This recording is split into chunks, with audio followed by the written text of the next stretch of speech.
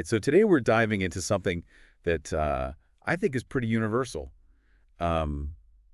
Gaining fluency in English. Yeah. And we've got some really cool reflections here, almost like we're talking to someone who's been on that journey Right. to fluency themselves and has seen, lots of people on that journey. Mm-hmm. And we want to bring you along, and hopefully you'll find some things here that are really encouraging. Yeah. And we'll help you on your own path. It's a journey.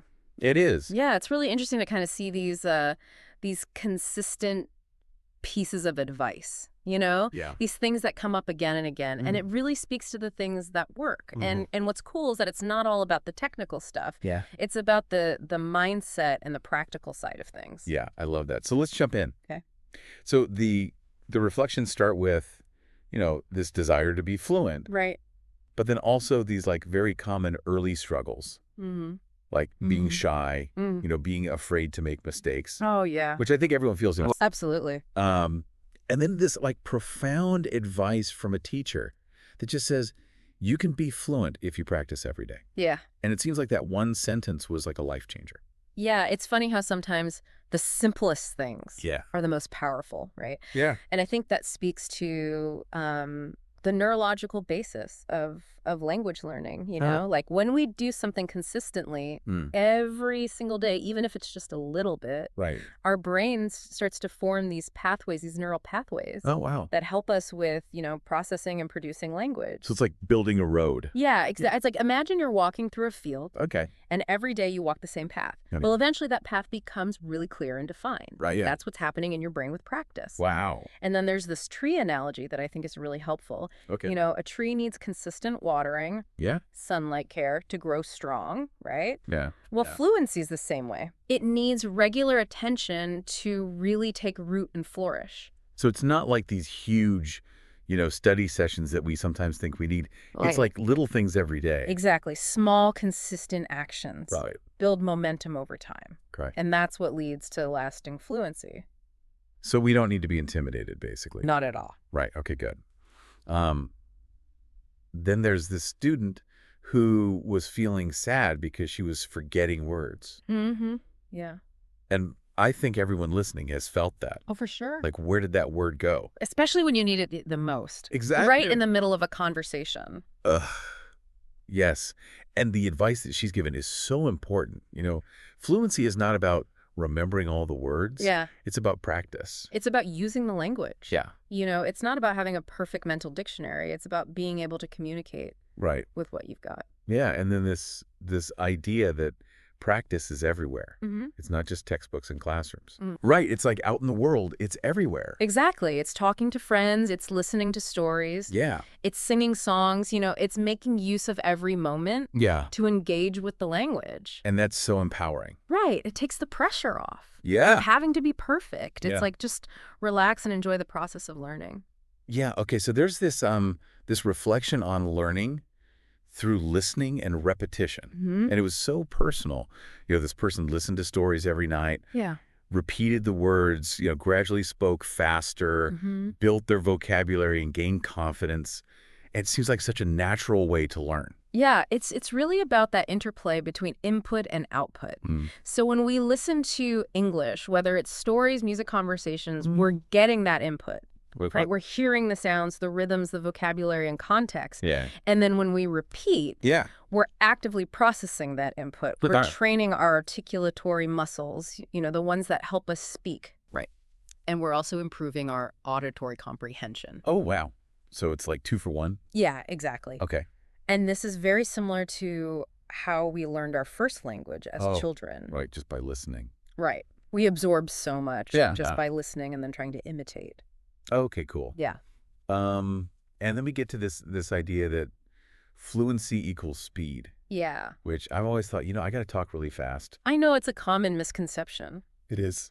right? People think that to be fluent, you have to speak like a mile a minute. Yeah. But that's not really the case. Okay. Fluency is about clarity. Oh, It's about making sure that people understand you. right. And sometimes that means slowing down Okay. and using simpler words. There's a story about a young boy who spoke very quickly, but nobody could understand him.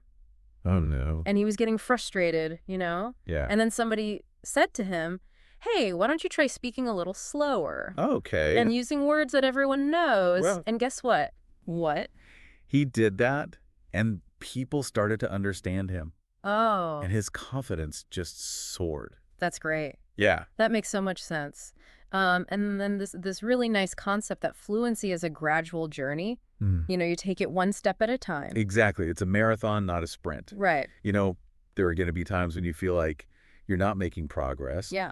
But it's important to remember that even small steps forward are still steps in the right direction. That's a good way to look at it. Yeah. And, you know, I've seen so many students who were initially so hesitant to speak Yeah. become quite fluent over time. Right. Just by practicing consistently Yeah. and being patient with themselves. That's encouraging. Yeah. Okay, so we come to this quote, the secret to gaining fluency. It is a simple secret. The secret is to listen. It sounds so simple, right? It does. But it's true. Okay. Think about it. Yeah. How do we learn language? We learn it by listening. Right. It's the foundation of everything. Okay. Vocabulary, grammar, pronunciation, the natural flow of speech. Right. It all starts with listening. And I guess it's not just passively, hearing it. Right. It's about really paying attention. Exactly. It's about active listening. Okay. It's about engaging your ears and your mind. Okay. Paying attention to how sentences are constructed, the specific word choices, the speaker's intonation. Wow. Okay. It's about absorbing all of those nuances.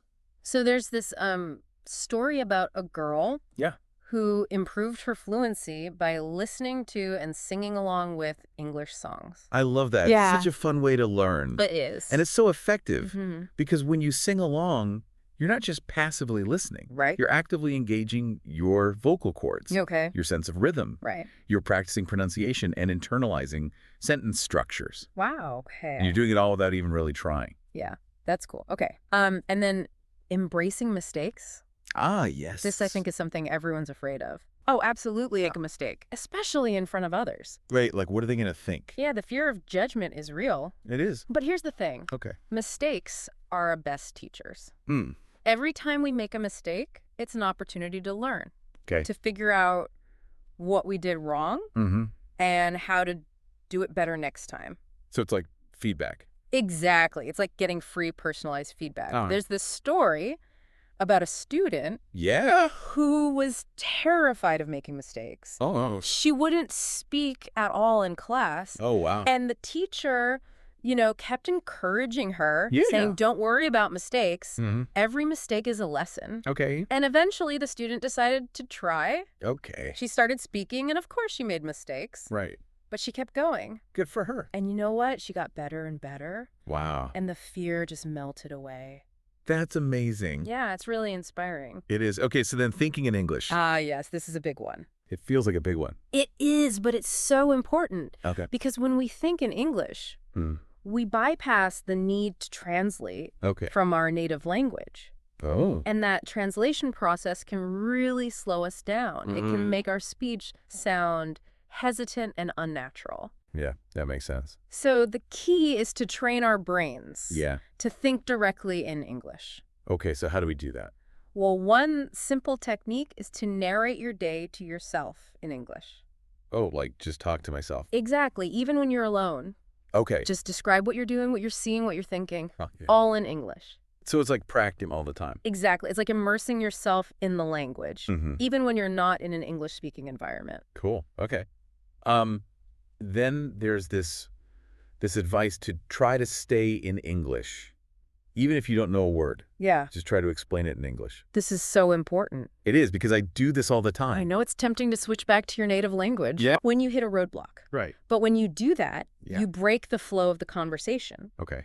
and you lose that momentum. Right. So the challenge is to stay in English, even if you have to use other words Okay. to explain what you mean. So describe it. Exactly. Yep. Use your existing vocabulary to get your message across. And then if I can look it up later. Exactly. And you'll learn that new word in context, Okay. which is the best way to learn. Right. Okay.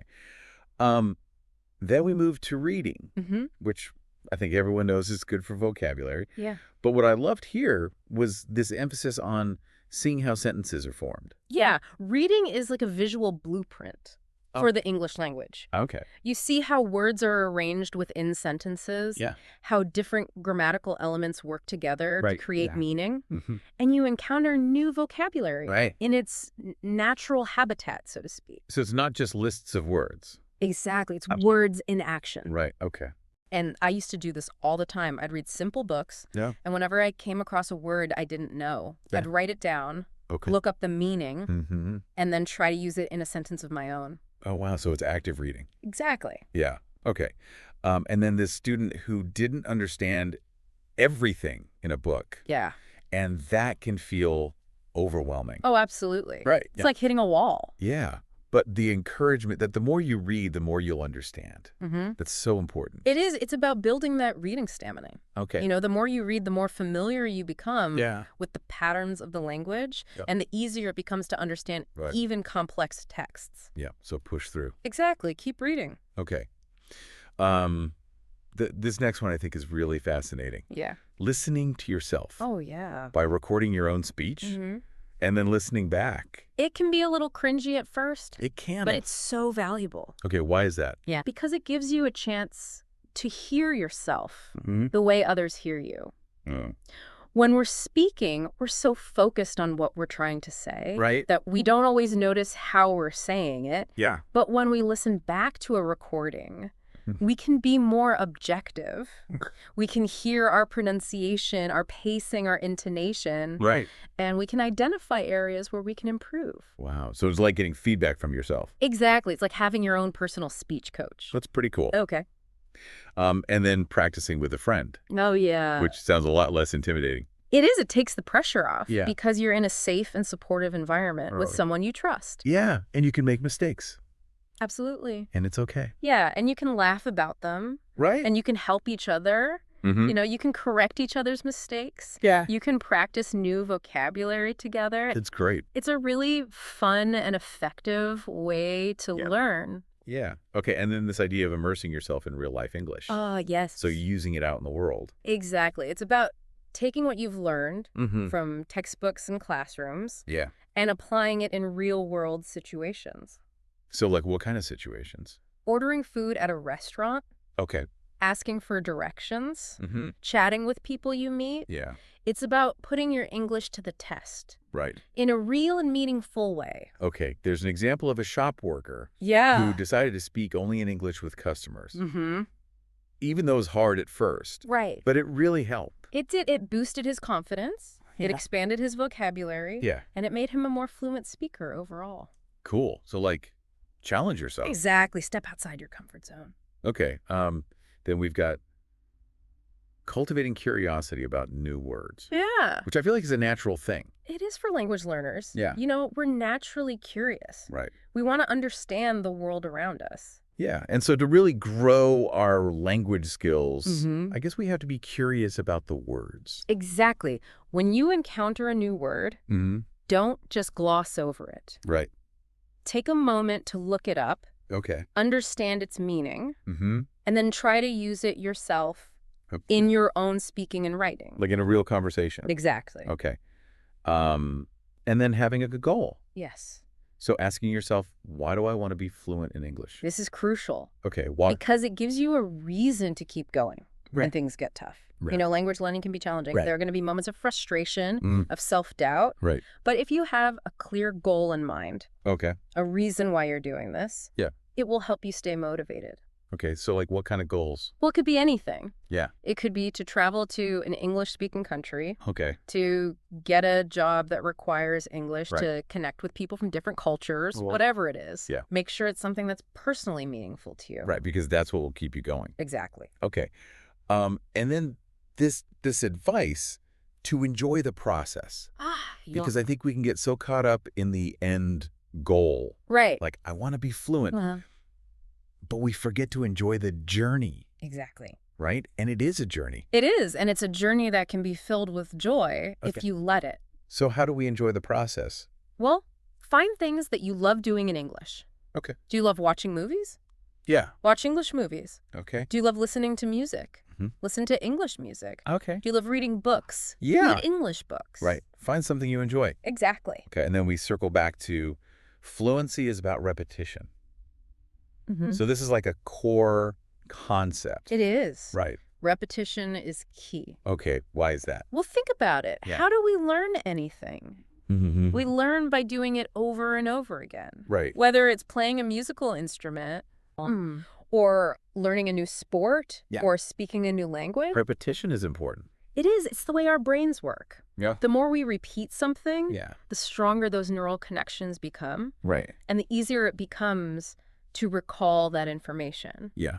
So when it comes to fluency, repetition is essential. Okay, so what does that look like in practice? Well, it could be anything. Yeah. It could be repeating sentences you hear in a podcast. Okay. Or practicing new vocabulary words. Or writing the same sentence over and over again. Right. It's about reinforcing that learning Okay. through repetition. Okay. And then this idea that speaking with different people also helps with fluency. Yeah, because everyone speaks a little differently. Right. We all have our own unique accents, our own vocabulary choices, Right. our own ways of expressing ourselves. So the more people we speak to, the more we learn. Exactly. We get exposed to different ways of using the language. And that helps us become more adaptable communicators. Cool. So, like, I should talk to everyone. Yeah, the more the merrier. Okay. And then the advice to practice, speaking about topics that you love. Yeah, this is a great one. Okay, why? Because when you're passionate about something, the words just flow more easily. You're not struggling to find the right words because you're excited to share what you know. Yeah. So if you love football, talk about football in English. Okay. If you love cooking, talk about cooking in English. Okay, whatever I love. Exactly. Got it. Okay. Yeah. Then we have this really important advice to accept imperfection. Yeah. And to find other ways to express yourself if you don't know the exact word. This is a big one. Okay, why? Because it's so easy to get stuck. Yeah. When we don't know the right word, Right. we stop speaking, we get flustered, Yeah. we lose our train of thought. Right, and then I feel like, oh, I'm not fluent. Exactly. Right. But the truth is, nobody knows every single word in the English language, Right. Yeah. even native speakers. Right. So it's okay to not know everything. The important thing is to keep going, Right. to find other ways to express your meaning. So, like what? Well, you can describe the word. Okay. You can use synonyms. You can give examples. Okay. The key is to be flexible. Oh. And to not let a missing word derail your entire conversation. Right, so don't give up. Exactly. Okay. And then this question that I think everyone asks, how long will it take to become fluent? Yeah. And the answer is so honest, it depends. It does. Right. It depends on how much you practice. Okay. It depends on your learning style. It depends on your level of motivation. Right. There's no magic formula. Go. But one thing is for sure, What's that? the more you put in, Yeah. the more you'll get out. That makes sense. Using a mirror to practice. Oh, yeah. That's interesting. It is. It's a great way to become more aware. Of your nonverbal communication. So like my body language. Exactly. Your facial expressions, your gestures. Yeah. All of those things play a role in how we communicate. So how do I use a mirror? Well, just stand in front of a mirror. Okay. And practice speaking. Okay. Talk about anything you like. And pay attention to how you look. Okay. Are you making eye contact? Are you smiling? Are your gestures natural and expressive? Right. The mirror will give you honest feedback and help you become a more confident and engaging speaker. That's cool. And then when you're speaking and you forget a word, the advice is don't stop. Keep going. Oh. Don't let a missing word derail your entire speech. Right. Take a breath. Let the word come back to you. Yeah. Or find another way to say what you mean. So describe it. Exactly. Okay. The important thing is to stay calm and to keep the conversation flowing. Okay. Even with dedicated practice, the advice to take breaks, that's so important. It is. Yeah. Sometimes our brains just need a rest. Okay. You know, we can't be on all the time. Right. We need time to process. Yeah. To consolidate what we've learned. So if you're feeling overwhelmed, if you're feeling frustrated, take a break. Okay. Step away from the books. Do something else. Anything else? Yeah. Okay. Go for a walk. Listen to some music. Yeah. Spend time with friends. Right. And then come back to your studies. Refreshed and re-energized. Okay. And then this idea of using English in creative ways. So like writing stories. composing songs. Making videos. Okay. It's about having fun with the language. Right. It's about using your imagination to create something new. Okay. And in the process, Yeah. you'll be strengthening your language skills. Cool. Okay. And then the principle, when you teach, you learn even more. This is so true. Yeah. When you teach something to someone else, you have to really understand it yourself. Right. You have to be able to explain it clearly. Yeah. And in the process of explaining it, you often discover new insights and deepen your own understanding. So if I'm trying to learn English, I should try to teach it. It's a great way to practice. Okay. You know, find a friend who's also learning and teach each other what you know. Or volunteer to tutor someone who's at a lower level than you. Right. You'll be amazed at how much you learn. Okay.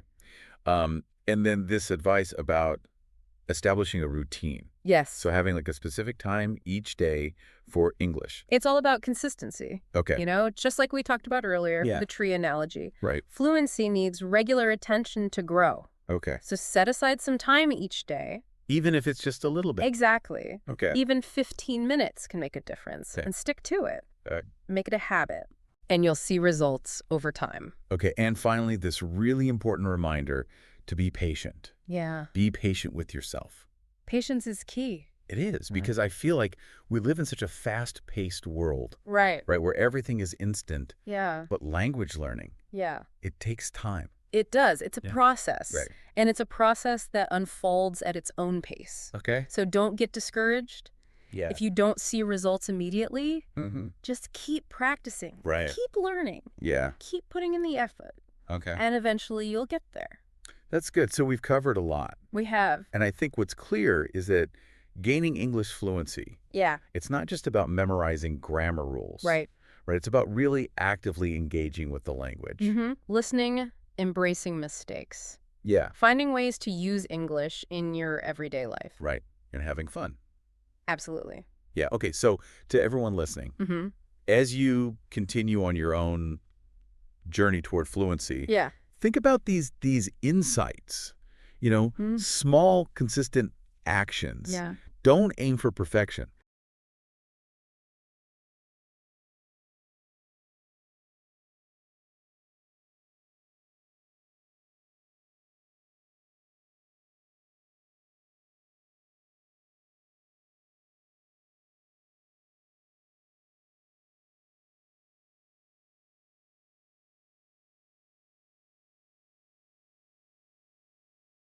All right, welcome in everybody to the deep dive.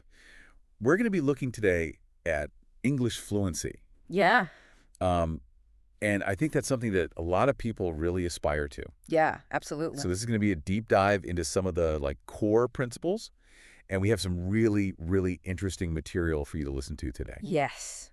So this is going to be drawing from personal experience, seasoned observation from a teacher, a lot of interesting stuff. Yes, a real treasure trove of insights. Yeah, so we're going to extract those actionable, insightful elements, and hopefully you'll be able to apply this to your own journey towards speaking English confidently. That's the mission, yeah. So let's jump right in. Okay, let's do it. And I think one of the things that we see at the very beginning of this, it's kind of like that initial spark. Right. It's like, you know, that moment when you realize oh, I want to be fluent, I want to be able to speak. Yeah. But then the reality sets in. Oh, yeah. You know, the shyness, the fear of making those inevitable mistakes. Because you're going to... Yeah, and you're going to make a lot of them, right? Tons of them. So there's this pivotal moment that's highlighted where a teacher simply states, you can be fluent if you practice every day. Right. And I think that sounds so simple. Yeah. But it clearly had such a profound impact on the person that they were talking to. Well, it's that consistent effort thing, right?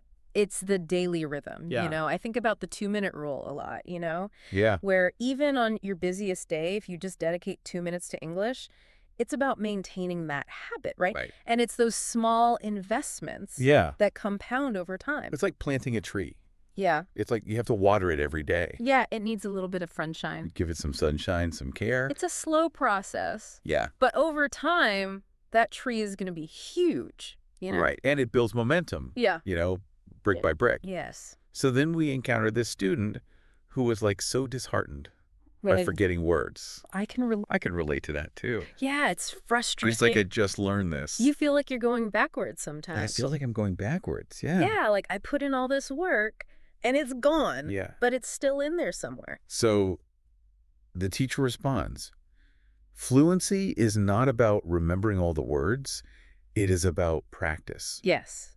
Which is kind of like a shift, right? It is. It's like a reframing. It's a total reframe, yeah. It's not about just cramming the knowledge in. Yeah. It's about actually using it. Right. Can you communicate effectively, even if you don't have that one perfect word? Right, exactly. That's what really matters at the end of the day, right? Yeah, and the other thing that the teacher said was practice is everywhere. Right. So that's kind of liberating, right? Yeah, it is. It's not just about sitting down and studying. Yeah, it's like, oh, well, I can talk to my friends. You know, absolutely. I can listen to podcasts. You can listen to music. Sing songs, yeah. Yeah, sing along. And it all contributes, right? It all adds up. Yeah, and I think if we like zoom out a little bit and connect it to a broader concept, you know, it's the idea of creating this like English bubble around yourself. Right. Even if you're not living in an English-speaking country. Yeah, that's so key. You can still do it, you know. Yeah, absolutely. And it can involve, you know, consuming English media. Yeah. Changing your phone's language. Oh, that's a good one. Engaging with online communities, all that kind of stuff. You really got to surround yourself with it. Yeah, make it a constant presence. Absolutely. So the reflection then talks about learning through listening and repetition. Yeah. And this powerful experience of like listening to stories each night and then repeating the words. Oh, I love that. Yeah. Like a nightly ritual. Yeah, and then slowly starting to be able to, you know, say them a little bit faster. Yeah. And then seeing the vocabulary grow. Yeah, and the confidence grows too. Yeah, and the confidence grows with it. Because you're like, oh, wow, I can actually do this. My mouth is forming the words I'm understanding. Yeah. It's a great feeling. So I think what's effective here is that it's a combination of passive input and active processing. Yes, definitely. So you're listening, you're getting that wealth of information. You're absorbing it all. You're absorbing it, yeah. The vocabulary, the rhythm, the intonation, it's all going in. And then the repetition helps you to solidify that learning. Yeah, you're training your brain. Yeah. Your muscles even, your mouth muscles. It's like learning a song, you know? Yeah. You hear it over and over again, and then you can sing along. Exactly, and then you know the words without even thinking about it. Yeah, so you're building like an internal sound map of the language. Yeah. So let's talk about a misconception. Okay. Fluency equals speaking really fast. Right, like a mile a minute. Yeah, and I've fallen into that trap. I think we all have at some point. Yeah, it's like I need to speak fast to sound fluent. Yeah. But the insight that's presented here is that fluency is about speaking clearly. It's about being understood.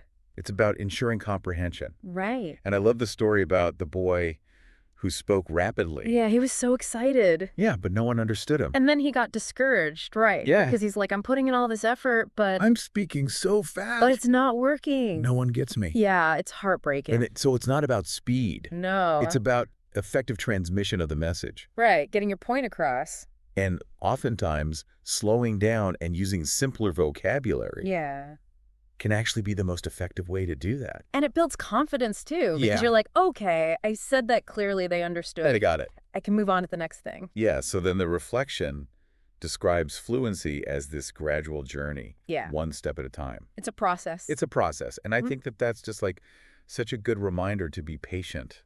Yeah. Patience is key with language learning because it's not going to happen overnight. You can't rush it. You can't, no matter how much you want to. You can't cram it. You can't cram it. You have to just be consistent and enjoy the journey. Yeah, and I think the observation of like seeing these hesitant students blossom into these fluent speakers is a real testament to like perseverance. It's so inspiring, you know? It is. Because you see them struggle at the beginning and they have that moment where it clicks. Yeah. And they're like, oh, I can do this. I got this. And it's so rewarding. So now we come to what's called the secret to gaining fluency. The secret. It is a simple secret. The secret is to listen.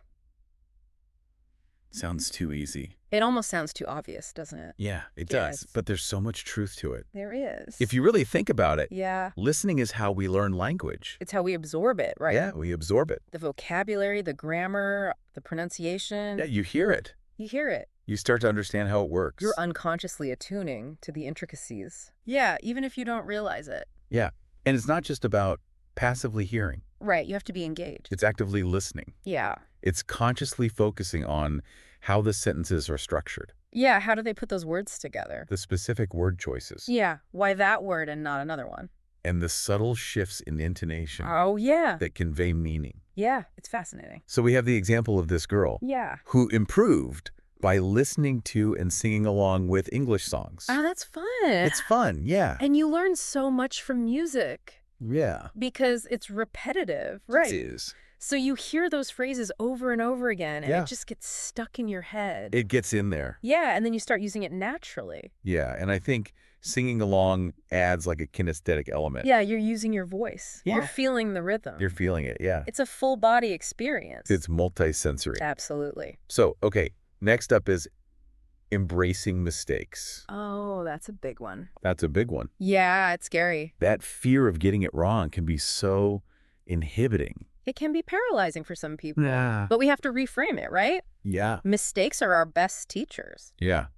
So true. Because it shifts the paradigm. Yeah. From viewing those errors as failures Right. to recognizing them as valuable feedback. Yeah, it's information. It's information, yeah. It's telling you, okay, you need to work on this. I love the story of the student who was initially so afraid to speak. Right. She was terrified. Yeah. But she just kept making mistakes. Yeah. And learning from them. Yeah. And eventually she found her voice. And she had that moment when she was like, "Teacher, I am not afraid anymore." Oh, that's beautiful. It's so good. That's the turning point. And I think it shows that fluency isn't about achieving some kind of mythical state of perfection. Right. It's not about being perfect. It's about the willingness to communicate. Yes. Imperfections and all. That's what makes us human. Yeah. So let's dive into thinking in English. Okay, let's do it. This is often seen as like a more advanced stage. Yeah, like something you do later on. Yeah. But it's presented here as key to unlocking more natural speech. Yeah. So it's about how we think. Yeah. When you're constantly translating in your head. Yeah. It slows you down. Yeah. It makes you sound less spontaneous, right? Less natural. Less natural, less fluent. And so actively trying to think in English, even in your internal monologue. Yeah, even when you're alone. Yeah. It helps to build those neural pathways. It strengthens those connections. Yeah, those connections in your brain. Yeah, so you can be like, apple, instead of like thinking of the word for apple in your native language and then translating it. Yeah, you just see an apple and you think apple. Yeah, apple. Yeah, it's direct. Yeah, and it's like bypassing the translator in your head. Absolutely. The advice to try to stay in English, even if you don't know a word, try to explain it in English. Yeah. That's such a great strategy. I love that one. Yeah, it forces you to be resourceful. Yeah, you got to get creative. Yeah, and you have to use the vocabulary that you have. And it often helps you learn new words too, right? Yeah, that's true. Because you're like, how do I say this? Yeah. And then you figure out a way to describe it. Yeah, and then you learn the word later. Yeah, exactly. So now we get to reading. Okay, yeah. Which is something that I think we all know is good for vocabulary expansion. Yeah, definitely. But here it's also highlighted for its ability to show you how sentences are formed. Right, because you see it visually. You're like, oh, that's how they put those words together. And it's so valuable. Yeah, it's like a blueprint. It's a blueprint for the language. For how the language works. Yeah, and you encounter new vocabulary in its natural habitat. Yeah, you see how it's used in context. In context, which is so important. Yeah, and you internalize grammatical patterns without even realizing it. Your brain's doing the work for you. Yeah. Subconsciously. Yeah, I love that. So I think the encouragement that's given to the student who felt overwhelmed. Right. By not understanding every single word in a book. It can be daunting, right? It is. When you see all those words you don't know. Yeah. You're like, oh my gosh, I'm never going to learn all this. I'm never going to be able to read a book. Yeah. And the reassurance is the more you read, the more you will understand. Yeah. And I think that that is so important. It's about trust. Trusting the process. Trust the process. Yeah, because each time you read, you're adding to this mental repository. You're building your knowledge. And making it easier to comprehend and produce English in the future. And it becomes more enjoyable, too, as you start to understand more. So this next suggestion is super interesting. Okay, I'm intrigued. It's listening to yourself. Oh, wow. So recording your own speech to identify areas for improvement. Yeah, that's a good one. And I know it can feel a little bit awkward. It can be a little cringy, but it's so helpful.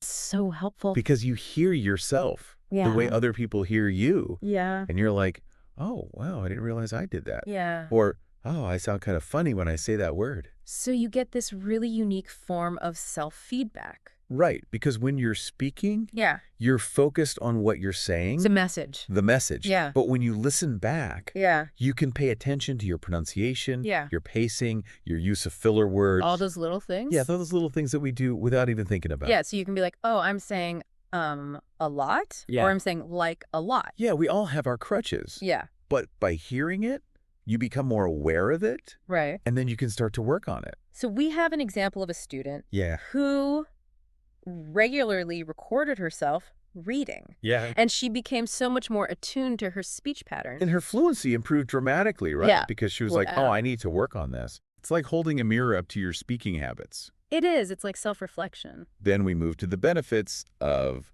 practicing with a friend. Oh, that's a fun one. Which is a much less stressful way to learn. Yeah, definitely. Because you're with someone you're comfortable with. Yeah, you can relax and just have fun with it. And the social dimension of language learning is so valuable. It is, because language is about communication. Right. It's about connecting with other people. And so practicing with a friend creates this low-stakes environment. Right. There's no pressure. Yeah. You can experiment. You can make mistakes. You can laugh at each other's mistakes. Yeah, exactly. And it's great.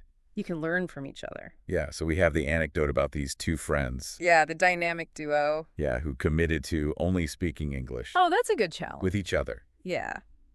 And it's just like consistent, informal practice. And they both became fluent, right? They both became fluent. That's the power of friendship. It's a great example. And accountability. Accountability, yeah. Yeah, you got to have someone to keep you on track. So then we have this idea of immersing yourself in real-life English. Okay, yeah. Actively using it in your daily life. In the wild. In the wild. Yeah, out there. So things like shopping. Going to the grocery store. Talking to your neighbor. Ordering food. Yeah, anything. Anything you can do. Where you can use English. Make it real. Yeah, and I think it moves it beyond just the theoretical into the practical. Absolutely, because you're using it for a purpose. And we have the example of this shop worker. Yeah. Who decided to just only speak English with customers. Bold move. I know, right? But so effective. But it was effective, and it helped him. Yeah, he got more comfortable. And then we have cultivating curiosity about new words. Oh, yeah. Gotta love new words. Yeah, which I think is a natural inclination for anyone who's like, you know. Yeah, if you're learning a language. Passionate about learning the language. You want to know more words? You want to expand your vocabulary. I think it's about actively seeking out the meanings of unfamiliar words. Yeah, don't just skip over them. Yeah.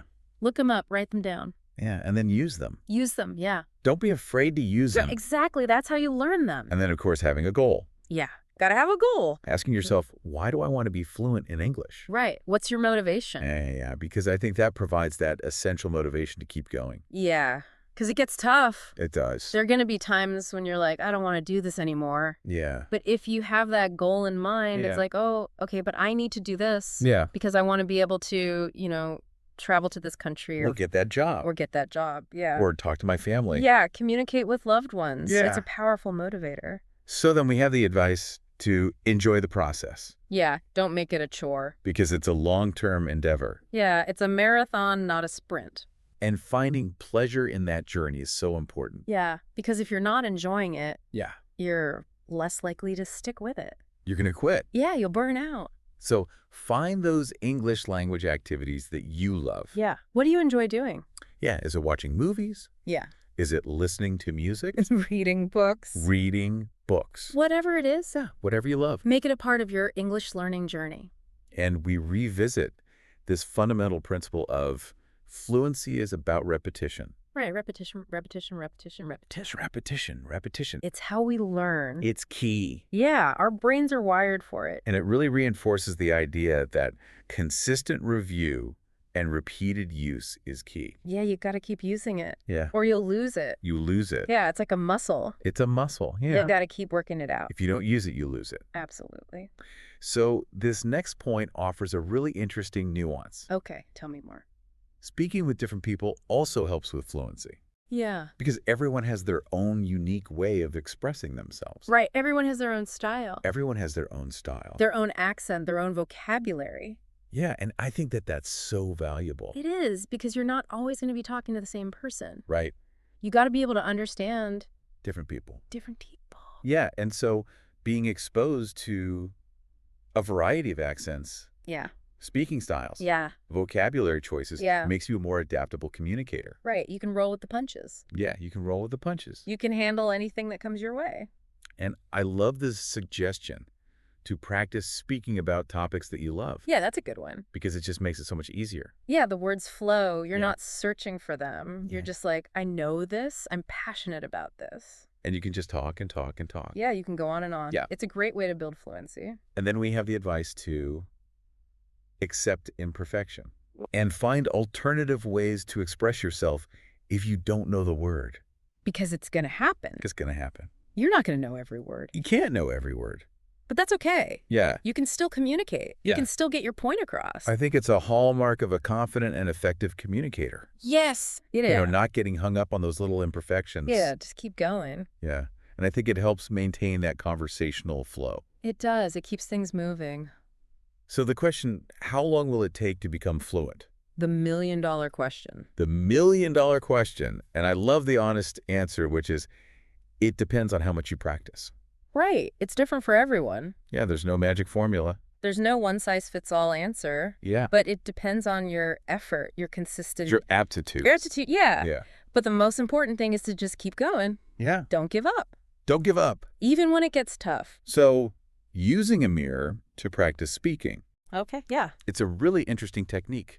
Yeah, it is. For enhancing self-awareness. Because you see yourself. Yeah. And you're like, oh, I didn't realize I was doing that with my hands or my face. Or my face. Yeah, it's interesting. And I think nonverbal cues are so important. They are. They convey so much meaning. Yeah, things like facial expressions, gestures. Yeah, they add to your message. Yeah, and so practicing in front of a mirror can help you become more conscious of those things. And make sure they're matching up with your words right. Yeah. You don't want to be saying one thing and your body saying something completely different. So you draw a blank on a word.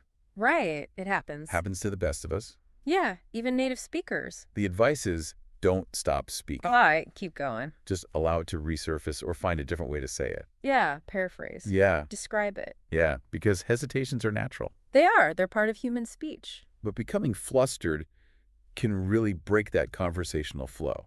Yeah, it throws you off. Yeah, and so just stay calm. Yeah, take a breath. Take a breath. And keep talking. So even with dedicated practice, we're reminded to take breaks. Yeah, your brain needs a rest. Your brain needs a rest. It needs time to process all that information. It does, and so those breaks are really important. They are. They prevent burnout. Yeah, they help you consolidate your learning. So engage with English in creative ways. Oh, yeah, that's the fun part. Yeah, write stories. Write poems, write songs. Write songs. Make videos. Write videos, yeah. Anything you can think of. Be creative. That allows you to, deepen your connection. Yeah, and you learn so much from doing that. Yeah. Because you're using the language in a different way. And we have that principle of when you teach, you learn even more. Right. Teaching is the best way to learn. And that's true for language acquisition as well. Yeah, absolutely. So explaining those language concepts to other people requires you to understand it on a deeper level. Yeah, you have to think about it. Yeah. And you have to break it down. Yeah. So it's a great way to reinforce your own knowledge.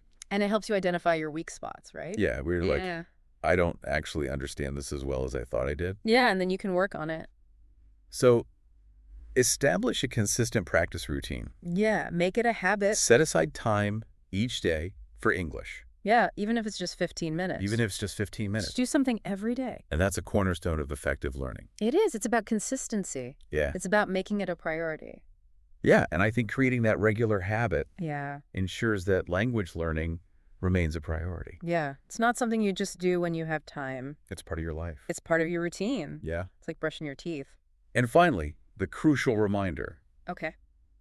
Be patient with yourself. Oh, yeah. It's a marathon, not a sprint. Whoa. We've said it before, but it's so true. That's so true. You gotta be patient. And there will be moments of frustration. There will be, yeah. You're going to want to give up. But you can't. But you can't. You gotta push through. And I think it's important to acknowledge that progress isn't always linear. Yeah. There are gonna be ups and downs.